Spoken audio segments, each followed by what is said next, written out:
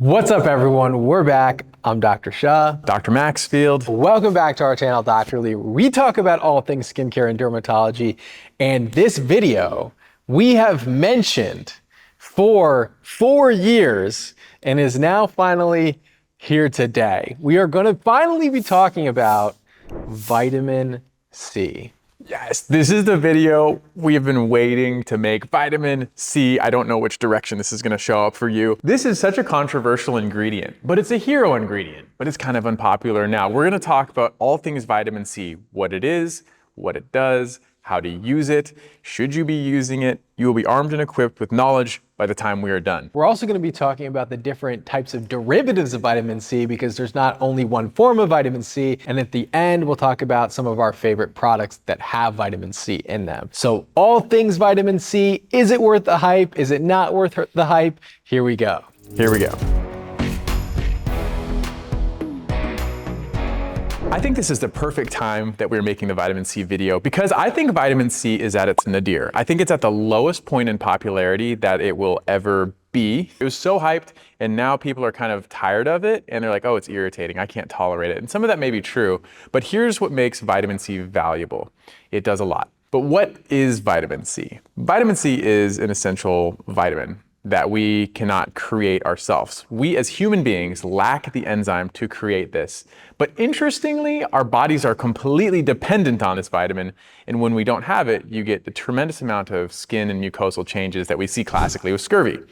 Your gums bleed, your teeth fall out, your skin falls apart. What else? Nosebleeds. Your hair. The hair, of course, corkscrew hairs. I actually have seen these a few times actually during training. So vitamin C deficiency still happens, but it is essential for our body and our skin. So when you look at the back of your package of vitamin C, you're almost never going to see the ingredient vitamin C in that ingredient list. Usually you'll see some other ingredient, which we're going to talk about later, the different forms of vitamin C, but the most commonly used type of vitamin C would be ascorbic acid. So if you look at the back of your packaging and you see ascorbic acid, that's basically what we're talking about, or one of these other derivatives. Now, when we talk about what does vitamin C do, it does a myriad of things. And I don't know if I would consider it to be a jack of all trades, master of none, similar to niacinamide. I would argue it's probably that, except it's probably a master in antioxidant capabilities. That's probably like, if it was good at one thing, it's probably best at being an antioxidant. So an antioxidant means that we're coming in with a lot of oxidative damage to the skin, whether it's from sun exposure or whether it's from pollution. We take a lot of oxidative damage to our skin, and vitamin C is one of the most potent antioxidants. So it's able to fight off some of that oxidative damage. It also helps with photoaging by building up collagen and stabilizing collagen bundles. It also helps to stop pigment production. So it's really effective in people who get hyperpigmentation, melasma, or dark spots. And so the whole constellation is aging skin. This is like a foundational GOAT list of benefits when it comes to aging skin because it addresses most of the concerns.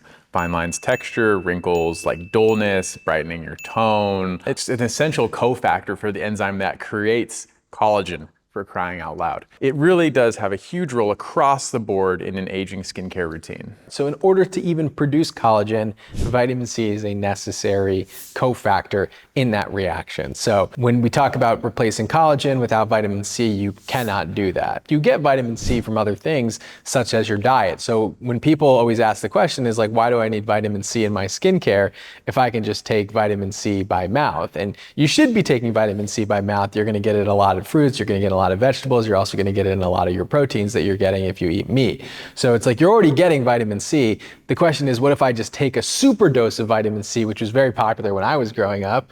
Vitamin C was like meant to be a cure-all. And a lot of people take it before they get sick or when they're sick, and they hope that it's gonna help a lot. But they've actually done studies to show when you take mega doses of vitamin C into the body, it doesn't actually go to the skin in any really meaningful way to make a big difference. Yes, topically applied vitamin C is actually gonna be preferred in order to get the vitamin C that you need into the skin. And this is a common theme with a lot of bioactive vitamins and such, because our oral intake does have limitations in that it goes throughout the rest of your body. There's absorption issues. Then there's, of course, the transport to the rest of your body, which also needs this. And then you have the topical application for vitamin C specifically. You can get like super normal results, super saturation directly on your skin. that you cannot get physiologically otherwise. I mean, if you just imagine, like, let's say I'm gonna drink a glass of water, or I pour a glass of water on my hand, which one is gonna get more water? It's the hand, because the rest of it had to go elsewhere. So you can get extra supranormal values of vitamin C in your skin when applied topically, and that's why it still has value despite an adequate or healthy amount that you eat. So now we talked about all the good things about vitamin C. So we said it's controversial. So clearly there are some downsides of vitamin C, and there are downsides of vitamin C, especially the pure form of vitamin C, that L-ascorbic acid form of vitamin C. Now this is the most studied form of vitamin C, and so most of the literature that you'll read is on L-ascorbic acid vitamin C. So one of the challenges is that it's not lipid soluble. Why is that important? Is because our skin is actually made up of lipids, and basically in between each skin cell is this lipid barrier. A lot of times you hear the word ceramides, and ceramides make up about 50% of this lipid barrier. And since it's not able to be soluble in lipids, it has a lot of difficulty even penetrating the skin. In order for a product to work on our collagen, which is in our deeper dermis layers of the skin, you actually need that product or ingredient to get down to those layers. And if it's not able to absorb in the skin, then it isn't really going to be effective. So that's problem number one. The other problem is that unless it's at a certain pH, it has trouble also absorbing into the skin because of the charge on it. The third problem that we have is that pH at which it needs to get into the skin is a low pH. And so for a lot of people, that causes irritation, including me. So for a lot of people, including me, I get a lot of irritation with the classic form of vitamin C that we see in SkinCeuticals products. And we'll talk about other products that don't cause this problem with me. Right, so vitamin C, difficulty with absorption. Because of that, it has a difficult time being active, and to be active, sometimes it's irritating, which makes it a very finicky ingredient. Now here's the deal. The knock is saying vitamin C is unstable. Most competent formulations and a lot of brands go through great lengths to make sure the formulation works. So just because it's a difficult ingredient to work with does not mean this difficult ingredient doesn't work. Did you track the words? That was amazing. That's fair. So vitamin C alone has difficulty, and so a lot of brands have stabilized it with other ingredients like vitamin E, like ferulic acid, to stabilize those ingredients so that they're not only stable in packaging, but they're also stable when you apply them to the skin. And so the products do the work for you.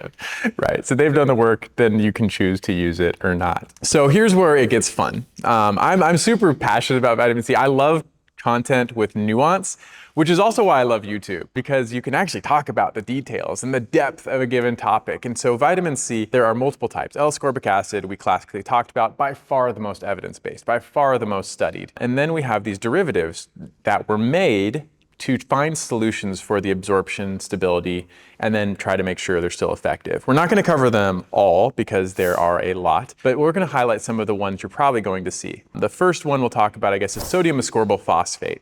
On the back end, you might know more of this than me. I feel like this one's relatively inexpensive to work with because it is found in most of your budget-friendly vitamin Cs under $20. This is like the vitamin C of choice. It can be effective. And it's a more stable precursor of vitamin C that still does have some antioxidant properties. There are some studies showing that it can be effective with similar benefits.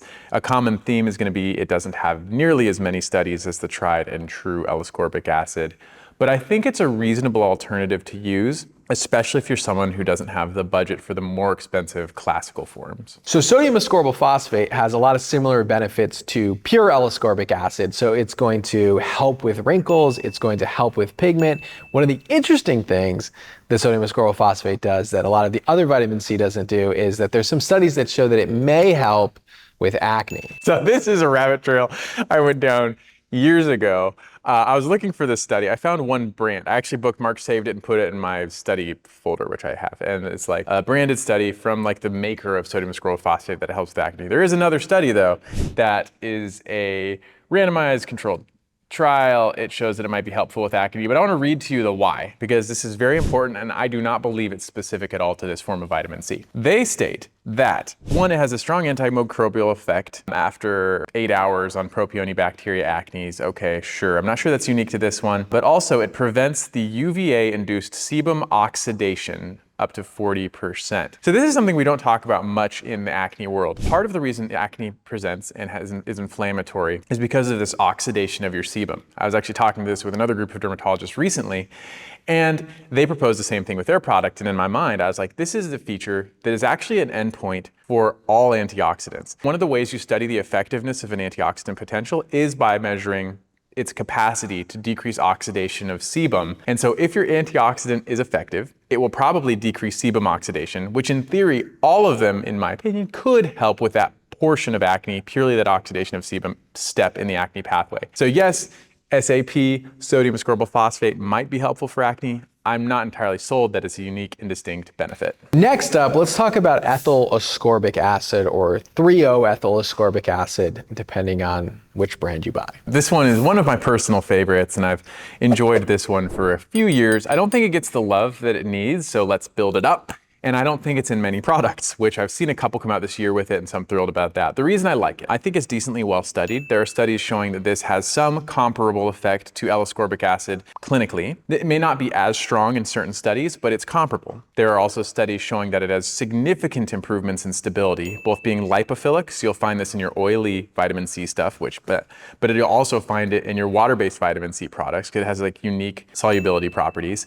And then also it has good antioxidant potential, especially compared to some other forms of vitamin C. So really, if you're looking at stability, clinical endpoints, I think across the board, it is showing up on paper, and I think over time and given more years and data, it will continue to be a reliable vitamin C for your skin. Of all the derivatives of vitamin C that exist on the market, this is probably the most studied and probably the most beneficial form. So if you're somebody who doesn't tolerate pure L-ascorbic acid, then probably the best option would be to go for this sodium 3-O ethyl ascorbic acid or ethyl ascorbic acid as your other alternative. Now, when we talk about derivatives of vitamin C, all of them need to be able to get into the skin and then be converted into the pure form of vitamin C to be active, because our body doesn't use these other forms of vitamin C. So in order for it to have the benefits of collagen building or pigment production inhibition, you definitely need it to get into the skin and convert into that pure form of vitamin C. So all of these need to be able to do that, and 3-O ethyl ascorbic acid has been shown to be able to convert into pure vitamin C at about a rate of over 80%, which is really, really good. I doubt that even 80% of pure vitamin C is getting into the skin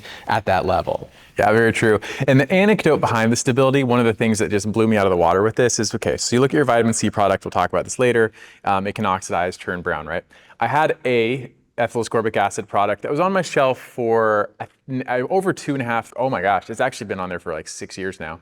But at about the 2-year mark, I looked at this product and I was like, what the heck? It's still see-through. 2 years, just sitting on my shelf in direct light, like just with my other skincare products that are for display. And it was clear.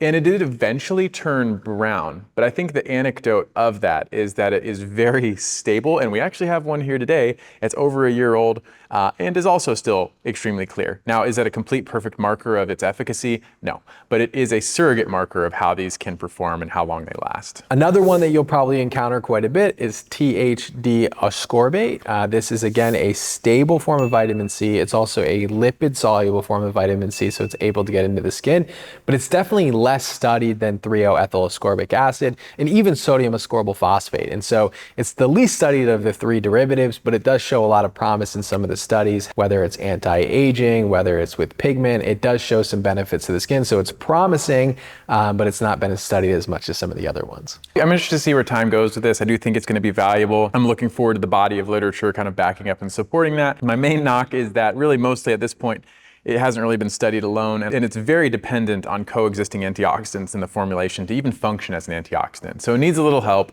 but it's a good serviceable vitamin C that you'll find, and it's often touted as like a sensitive skincare option for your vitamin C. Not sure how true that is, but it might live there long term. The next one we'll cover is magnesium ascorbyl phosphate. This is by far my least favorite, and like I have objective reasons why. It doesn't solve the absorption issue as well as some of the other alternatives. It's not that much better than your other charged molecule, L-ascorbic acid. And then also with the efficacy, there are some nice studies that show like head-to-head activity of these different types. And consistently, magnesium ascorbyl phosphate is at the bottom in terms of its effectiveness at inhibiting tyrosinase, the pigment-making enzyme, and it's at the bottom in terms of its effect as an antioxidant. So it's a consistent theme. It underperforms, I think, across the board. So if I'm looking for a product, I skip this one. Now let's talk about the GOAT of vitamin C ingredients, which is L-ascorbic acid. This is the pure form of vitamin C. And a lot of times when people mention vitamin C, they're talking about this form of vitamin C. So super important when you're looking at the research. A lot of times we're talking about the research on this particular ingredient.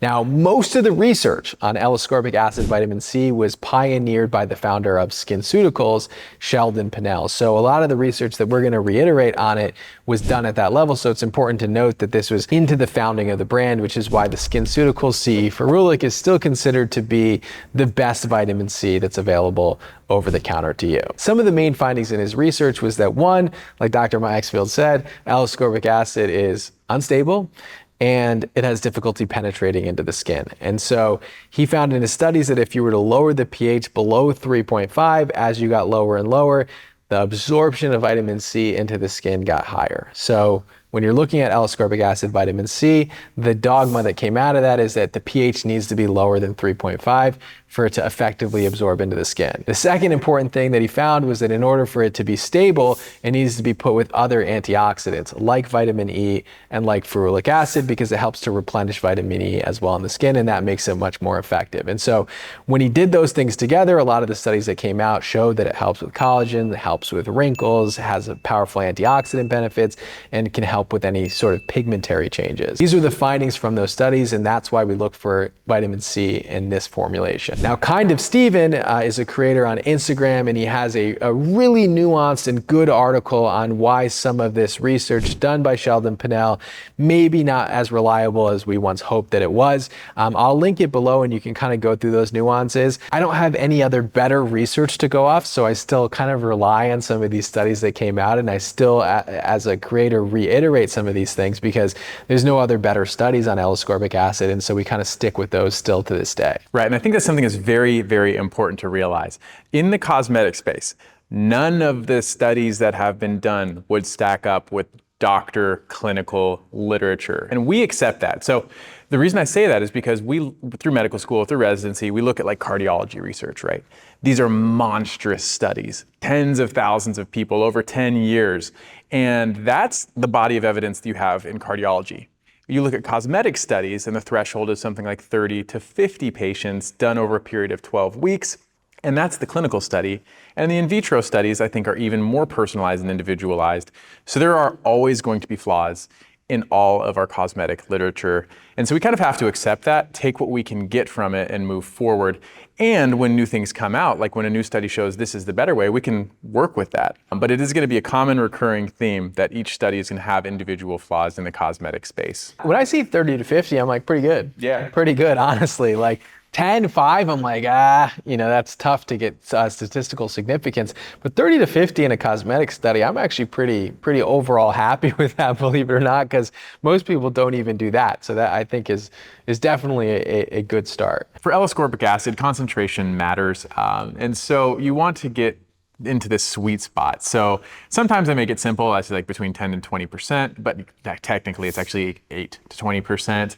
Less than that, and you're wondering about efficacy, more than 20%, it does not give you more benefits, it just gives you more irritation. So now before we talk about our favorite vitamin C products, you may have seen a test online where people put iodine in a cup and it's all brown in that cup. Then they sprinkle in some vitamin C and they say, oh, look, this one turned clear. So it's clearly better than the one that it didn't turn clear on. It's just super important to note that that has no relevance to the efficacy of that product, its ability to absorb in the skin, and its stability on the skin once it's on the skin. So the test is completely irrelevant. This is a redox reaction that's occurring, and it only happens when you use L-ascorbic acid, the pure form of vitamin C, because it's an active form of vitamin C that can act as an antioxidant, which can perform that redox reaction with iodine. So when you use these derivative derivative forms of vitamin C, whether it's 3-O-ethyl ascorbic acid, whether it's the sodium ascorbyl phosphate or the THD ascorbate, they're not going to react to that test because they're derivatives of vitamin C that need to be converted to vitamin C inside the skin in order to be effective. Now, any form of pure vitamin C will turn that reaction clear. That means that if I were to crush up a pill of a vitamin C tablet and mix it into a drink, it would turn that into clear. And that doesn't mean that it's good to put on the skin. In fact, I wouldn't put that on the skin. It just means that it's acting as an antioxidant. It's a super fun thing to watch. We've had brands show this test to us during their product demonstration for their L-ascorbic acid. And one of the questions I ask, because they're like, oh, here's our product, here's the competitor product, look how good ours is. I'm like, well, what's the competitor product? Does that one need to be activated by our skin to work? Because if so, it would never work in a Petri dish, you know? So these are like some specific nuanced things that I think make wonderful demonstrations. Like, it definitely gets the point across and how it helps across your body, but there is a lot of nuance that like you can't always explain, but there is a lot of nuance about why this works on a Petri, and this does not work in a Petri dish necessarily. It's a good marketing trick, and it's definitely visual, so it's kind of fun to watch, but from like your relevant standpoint, I would not compare vitamin C products this way. So how would you use vitamin C? The great debate. Do you use it in the morning? Do you use it at night? Do you use it both times? Right, so I'm a both or either person. Use it in the morning. Its primary role is perhaps that of an antioxidant. Antioxidants, there are many studies showing that they couple with your sunscreen for better protection throughout the day, both from the sun and from the environment. Vitamin C wonderfully protects you from your environment altogether. So that's its primary purpose. Its morning is its home. In the evening, my thought, it's just a me thing. If you are going to use it at night, it's not going to be broken down as consistently from the sun, from the environmental pollutants, and therefore it's going to have its other functions maximized, which include its ability for tone, collagen, texture, wrinkles, etc. Therefore, you can use it whenever you want and get a benefit. It just might be a little bit distinct. So I like it in the morning for a lot of the reasons that Dr. Maxfield said. The reason why I don't particularly use it at night is because there are so many other active ingredients in my night routine that are going to do a lot more for me overnight, like my retinol, that I wouldn't want to mix with my dedicated vitamin C serum. That's the reason why I don't use it at night, is just because I have other goodies that I'm trying to include in my routine. Right, and so that lends into the next step, which is just like, what can you not mix with your vitamin C? So what can't you mix with your vitamin C? So it's an antioxidant, so you don't want to mix any oxidants with it because those would essentially cancel each other out. So benzoyl peroxide is an ingredient that does not mix well with vitamin C. If you're using your vitamin C for its brightening and anti-pigment effects, then you may not want to use it with copper because it could cancel out those benefits. It's weird. It's a paradoxical relationship with oxidation when you combine vitamin C and copper. We're just extrapolating it from other studies. There's not enough data in the skincare world yet, but one day, perhaps. Otherwise, like, what do you want to not mix it with? Vitamin C can just be finicky, like we mentioned. So I always say, especially with your L-ascorbic acid products, it's best to layer it, let it set, and then move on to anything else that might even be questionable. Now, Dr. Shaw mentioned at night, should you use vitamin C with your retinol? I don't believe there's a direct contraindication to this, but when it comes to irritation, you do want to minimize vitamin C and other irritating ingredients at the same time, perhaps in the same routine, depending on your skin. This is the type of ingredient, especially the pure L-ascorbic acid form, where you cleanse, you wait for your skin to dry, you apply the vitamin C, you wait for that to dry, and then you apply your other ingredients over it. So it is something that I would want to apply to clean skin, and I would want it to be the first thing after I cleanse. And then throughout the day, or whenever you use hypochlorous acid, which you should be using, this is one of my favorite all-time ingredients, the most gentle, effective cleanser, blah, blah, blah, blah, blah. But it does, through oxidative damage, cleanse your skin, so you don't want to use hypochlorous acid and then vitamin C as well at the same time. Right. Vitamin C and hypochlorous acid cancel each other out. So if you've made it this far through the video, you're just as insane as we are. If you are just joining us now, let's talk about our favorite vitamin C products that are available on the market. SkinCeuticals CE Ferulic. Let's just start with it. They did all the research. People love it. People swear by it. My wife loves it.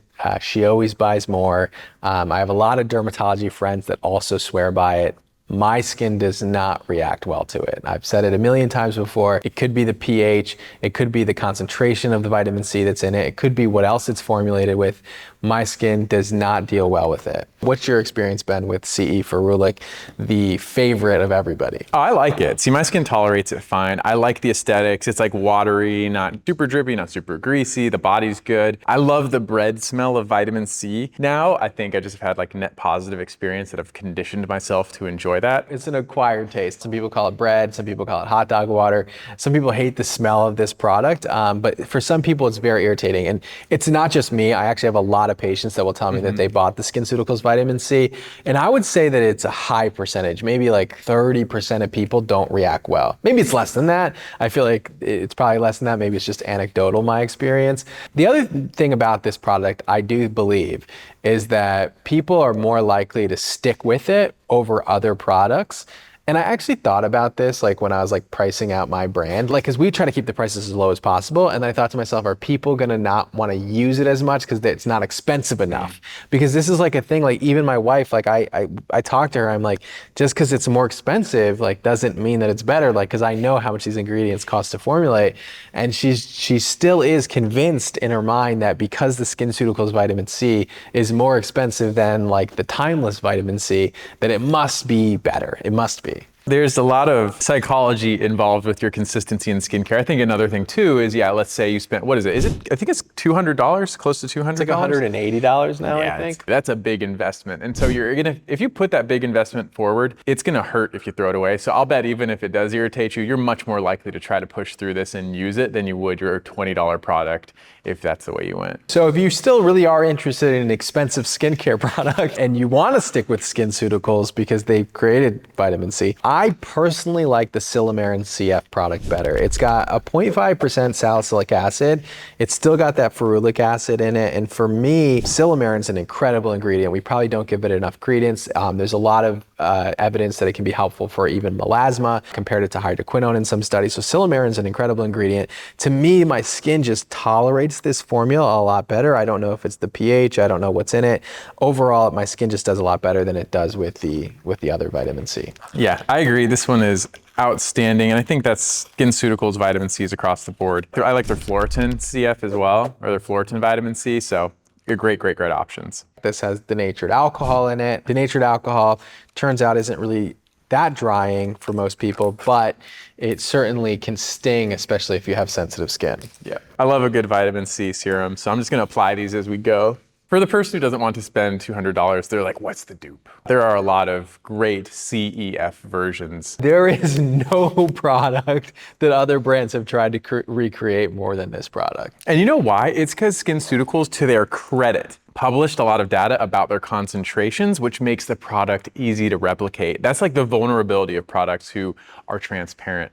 You like get a great product, you're like, here's how it works, here's why it works, here's what I did to make it work, and then someone else is like, oh yeah, thanks. You know what the other reason why is? Because the profit margin on this product is absolutely astronomical. These ingredients are free essentially to formulate with. So you're basically having a product that costs less than $1 to make that you could sell for $40, $50, $60. Even at $20, your profit margin's phenomenal on this product. Nice. But they did the research, which probably costed some money too. I'm like trying to help them out because I have a lot of respect for brands that publish research. Okay. So anyway, here's a product I love as a dupe. It's the Dermatology Vitamin C Ferulic. This one has L-ascorbic acid as vitamin E, ferulic, imagine that. And it also has peptides, it has ceramides. It's an extremely functional formula. It's fragrance free, it tells you the pH. The texture is amazing. I love the texture of the CE Ferulic. I find it less tacky, and I hate that this is actually an old product and oxidized. A lot of it's actually used because I wanted to apply this one. It texturally is terrific. For $70, even though it's not inexpensive, it's actually quite a bit less expensive. If you want to try it, we'll get a discount for you. This is worth the try if you're looking for a vitamin C with that classic formulation. If we keep this clip in, that means that we found you a code and you can look below. Okay, so in the world of dupes, I will just hop into some other dupes that we have here. So we have C Firma, which is the Drunk Elephant's vitamin C. Now, this one needs to be actually mixed together. So it comes separately and you have to mix the powder into the serum. which I find, some people like to be chemists, some people don't like to do it. So if you want to like mix your own products, then you can mix your own vitamin C product together with this product. Now, the interesting thing about this particular formulation is that Drunk Elephant was sued by SkinCeuticals for patent infringement. So the formula was so close to the SkinCeuticals formula, or maybe it was gaining so much traction that SkinCeuticals actually ended up suing them over formula copying. So just important to note there, and whether or not you would like to support that. Again, this is not an inexpensive product. This is probably still in that $60 to $80 range. What's kind of nice about this is that you're getting exactly what you need, and that it's stable from the time that you get it, which is actually pretty cool because you don't know how long the other products have been sitting on the shelf. Put the cap on, you kind of shake it. This is how we shake Botox when we mix it together. So the value is that you have these unstable ingredients that can break down, and so this may stay stable longer. The knock is that if you use your product, it may not need to stay stable much longer than a month, 2 months anyway. The third thing is it doesn't quite match up with the products where you mix it per application. So some products you mix with each application, like it has 2 tubes and they mix together right before it goes onto your skin. The benefit with that is that never has to stay together for a prolonged period of time. This still will probably be on your shelf at least for a month or two. Not to be distracting, but I do want to try this, and I'm just going to keep shaking it while we talk about the next one.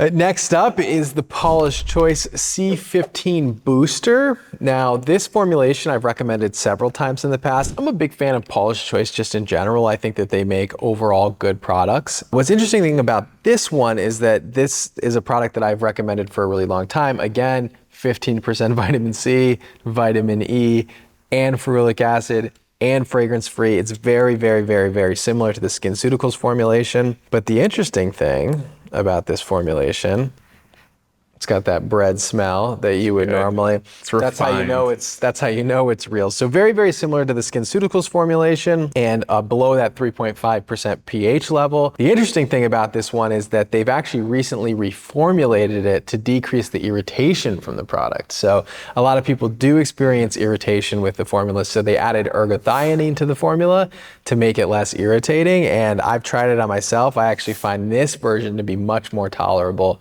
than other forms of pure L-ascorbic acid. Put this on too. I love the different aesthetic. Yeah, nice.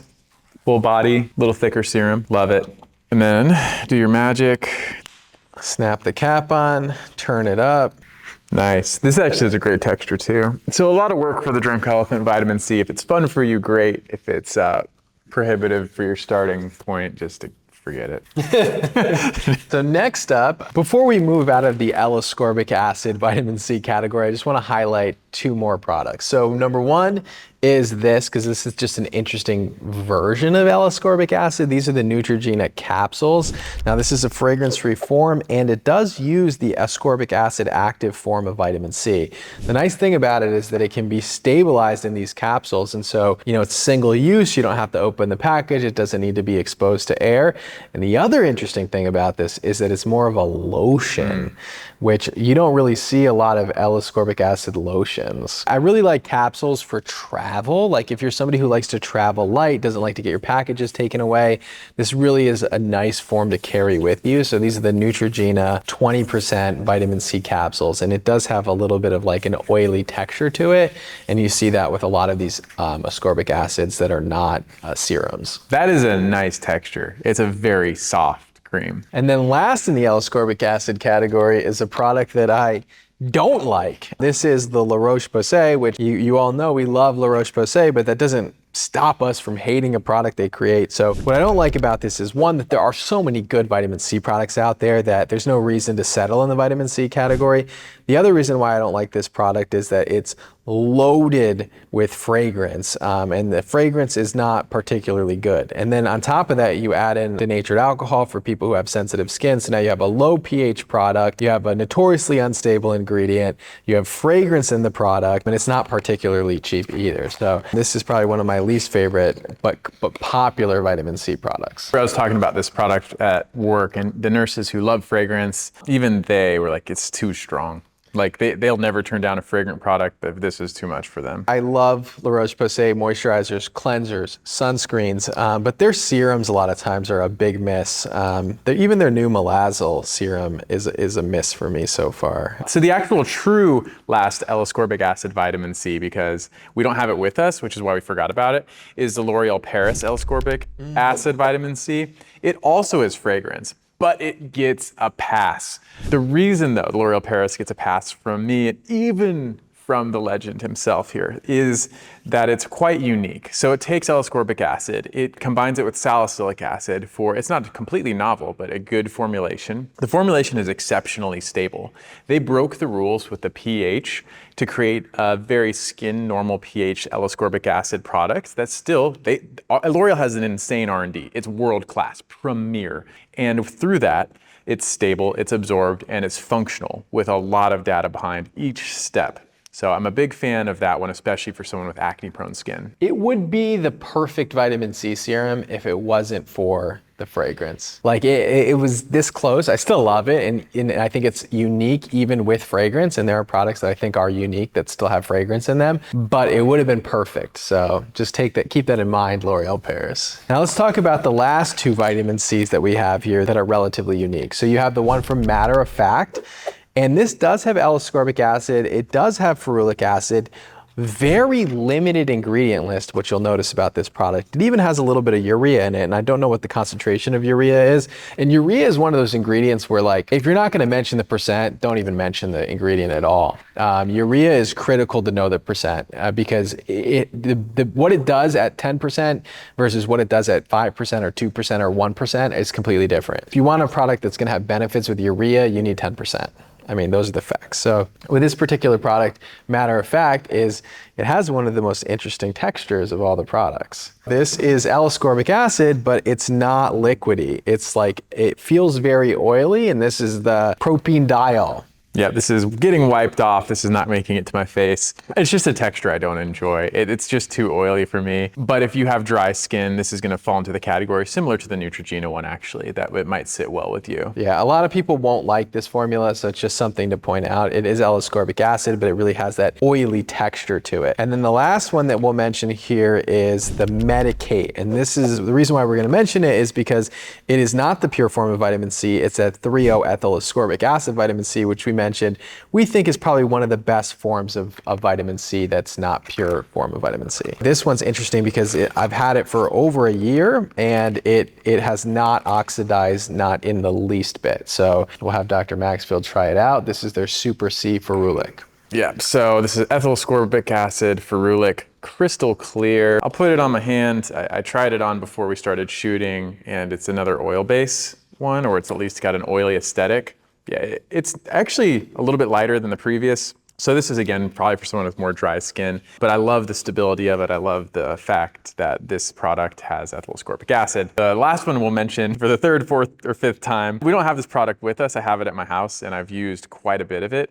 It's Numbuzzin's number 5 vitamin C serum. It's got a pretty full ingredient list in terms of just supporting cast, but what I really like, it has a lot of different types of vitamin C. You're like, why would you want them all? It's actually kind of unnecessary. It's a little bit eccentric, but the texture is also great. So it has niacinamide, it has alpha-arbutin, it has turmeric, it has 3,0-ethyl ascorbic acid, it has ascorbic acid, ascorbyl glucoside, which we didn't talk about. But I love the combination of vitamin C's. Is it necessary? No, but there's a reason, like they each bring something a little bit unique. Texturally, I love it. I think the price point's good. I've gone through a few bottles of it this year alone, so that's one of my current favorite vitamin C's. So that summarizes some of the vitamin C products we like, some of the ones that we don't like. We left so many off this list. There's the Timeless Vitamin C, that's a 20% vitamin C with E and ferulic acid at a much more affordable price point. So the question is vitamin C worth the hype? Did we even recommend vitamin C after this obnoxiously long video that we just created about it?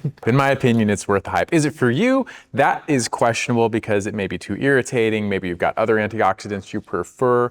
But honestly, the benefit list is undeniable, and it's quite an extraordinary skincare ingredient. So right now, people aren't big fans of vitamin C, so I would say it's appropriately hyped. There are times where I feel like it's overhyped. There's times where I feel like it's underhyped. It's a good ingredient. Like we said earlier, it does many different things for the right person. I think skincare skincare has become much more complex. And so now we have options that can do a lot more. But I think in the morning, as an antioxidant, as something that can help to build collagen, vitamin C is really like nothing else. And it does a lot for a lot of people. So it can certainly be introduced into a morning routine and really have a lot of benefits for a lot of people. It's not for everybody. Is it an ingredient that I tell everybody you have to have this in your routine to have good skin? It's certainly not that, but it's something that does have benefits, and for the right person, it can make a big difference. So I would say appropriately hyped. Okay, appropriately hyped. All right. Thank you all so much for tuning in to this, like I said, very long video. Hopefully you stuck with us through it. If you want to shop any of these links, we'll put them below. Thank you all so much for tuning in. Please like, comment, and subscribe, and we'll see you in the next video. See you next time. The other interesting thing about sodium ascorbyl phosphate that What's wrong? Yeah, I was like, what's wrong with your body? I thought it would get better. okay. We think some of the way that it was presented was pretty sound. So if you want to read his article, that was long. Let me do that again. It's pretty good though. All right, one more time. This is going, we're kind of, wow. These videos are gonna be hard to cut. Sorry, Pat. Okay. No, okay, all right. Had like net positive experience that I've conditioned myself to enjoy that. Kind of Kind of like when you like gasoline smell. who? Like, I do you know not how when like you blow it, gasoline. blow out a match smell? Yeah, I like that smell. Okay, like that. It's an acquired taste. Sure, just like that. I'm going to actually put this on my skin because my skin is thirsty. I have thirsty skin right now, I guess, as they say. No one says that. I think it's a thing. Thirsty skincare for thirsty skin. It's my next video. There's thirsty people. Yeah, and then you give them a drink. What's the drink? There we go. So yeah, beautiful. I love the color of vitamin C too, like this amber. Make sure I'm like, what? There you go. The perfect vitamin C for focus the camera. There we go. We did it. All right. Anyway, I love a good vitamin C serum, so I'm just gonna apply these as we go for my thirsty skin. I know what that means. Okay, good. All right, next up. So Fragrance and all that they put in it. yeah, I agree. Now, the actual, that is a lot. Propanediol. I don't know how to, I've said this before, I don't talk to a lot of people in real life, so I only know how to read things, I don't know how to say them. So this is propane, okay, all right, wow, okay, all right, let's have a, okay, let me,